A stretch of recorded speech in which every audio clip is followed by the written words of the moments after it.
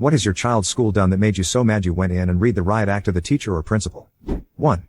My 9-year-old daughter came home with her coat on and said taking it off would hurt.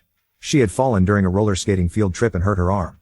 Despite repeatedly telling her teacher she needed medical attention, the teacher brushed it off and later forced her to square dance, letting kids pull on her arm. When I tapped her fingers lightly, she screamed in pain.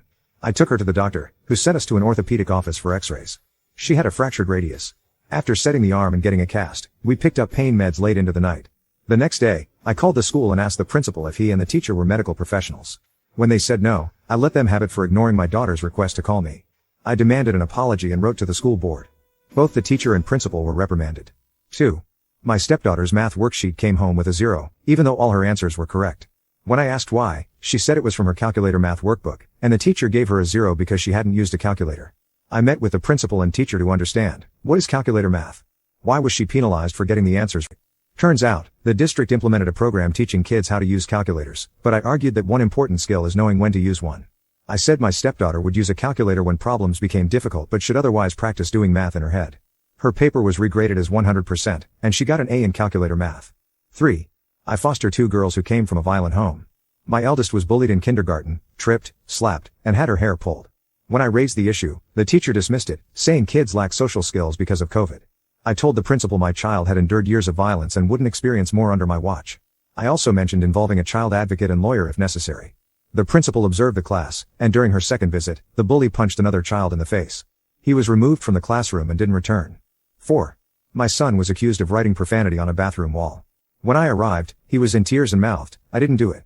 The graffiti said, "Go fuck yourselves," written neatly and high on the wall. My son's terrible handwriting and short stature made it clear he couldn't have done it. Even his teacher admitted she suspected another student.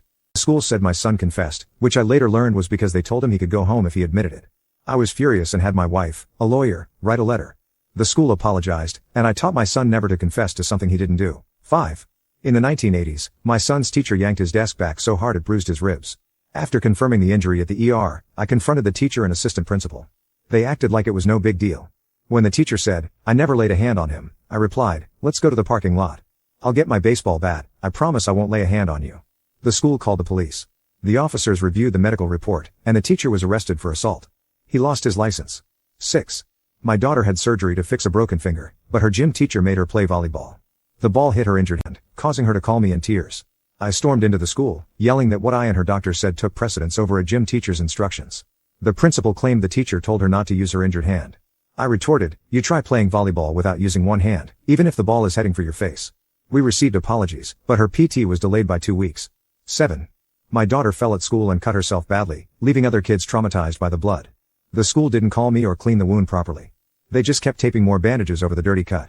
By the time she got to daycare, she had 5 layers of bandages taped on. The daycare called me, and I rushed her to the doctor. She needed stitches, antibiotics, and pain medication.